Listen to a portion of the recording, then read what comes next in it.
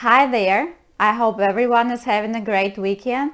My name is Natalia Porsche and I'm an attorney out of Biloxi, Mississippi, and in this video I'm going to talk about immigration law, specifically what are the steps that you need to take after your application I-130 has been approved by USCIS. Stay tuned. So after USCIS has approved your I-130 application and the relative is the person for whom you applied is located abroad and not in the United States.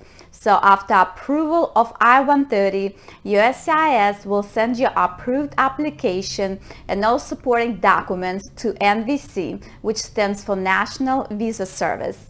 So what NVC stands for is the National Visa Service, and what it does pre-processing. So when documents are sent to NVC, NVC does pre-processing before your documents are ready, all the fees for application forms are paid, and at that point they will send all the documents with your application form to the consular abroad. So the consul abroad will be the place, the embassy of the country where the beneficiary is located, the same place that you designated on your application form. So when NVC received your approved I-130, it will send you a letter stating what do they need specifically in order to process your immigrant visa application.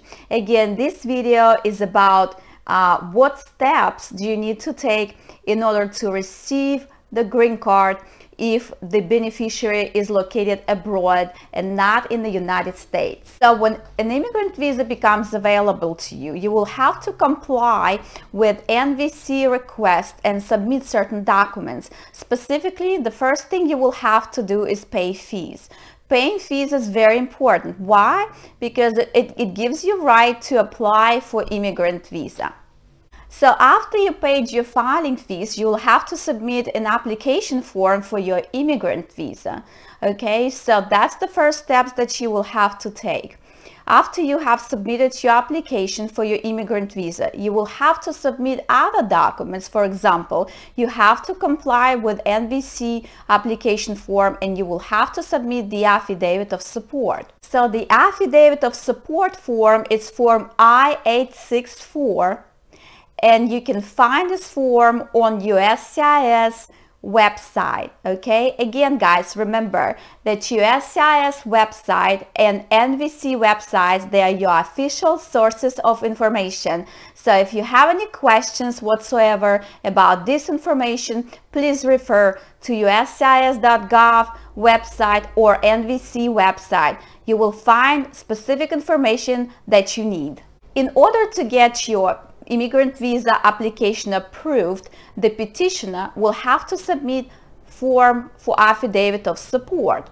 And it's very important that the petitioner has to meet the certain poverty guideline. And again, guys, you can go to USCIS website to find out specific numbers. The reason why I'm not gonna discuss the numbers in this video is because they're changing every day, and I don't want this video to get out into the internet space, and the numbers will be all not updated. Therefore, NVC website and USCIS website, they always will be your official sources of information. So what happens if the petitioner is unable to meet the poverty guideline?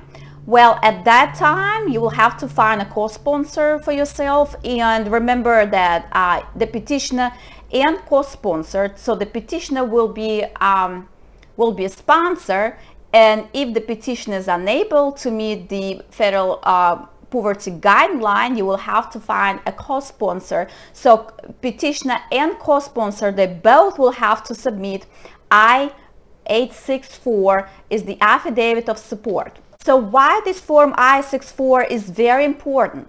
Well, it is important because United States government would like to make sure that when you come into this country, you will be able to, the petitioner is the sponsor, so the petitioner is sort of telling the USCIS and United States government then, hey, I'm taking responsibility for this person. This person is not going to become a burden here, and this person is not going to apply for certain benefits when this person arrives to this country. Therefore, they also would like to make sure that it's sort of a concern, I think, about the safety of that person who is entering this country. So they're making the person who is bringing the beneficiary, the petitioner, they're making the petitioner to sign the form, affidavit of support, telling everyone, basically telling the US government that, okay, I will be responsible for this person for the next 10 years. Okay, so that's why affidavit of support is very important.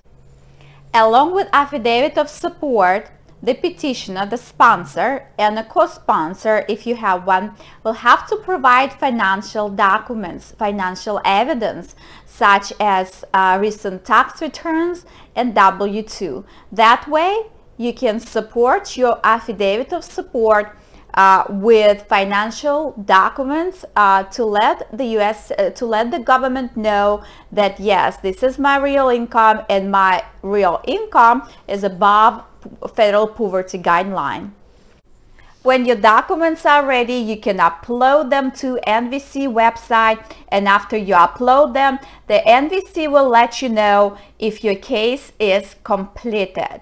So when your case is completed, it is ready to be forwarded to a consular, U.S. consular abroad, to the embassy, United States Embassy abroad, and you will get your interview schedule at that point. Guys, I hope this video was helpful. There are also certain documents that I have not mentioned in this video. You will have to go to NVC website specifically to make sure that you have all the documents you need. But if you are missing something, NVC will let you know what you're missing. Make sure when you upload your documents to NVC website, you press the button to submit. It's very important.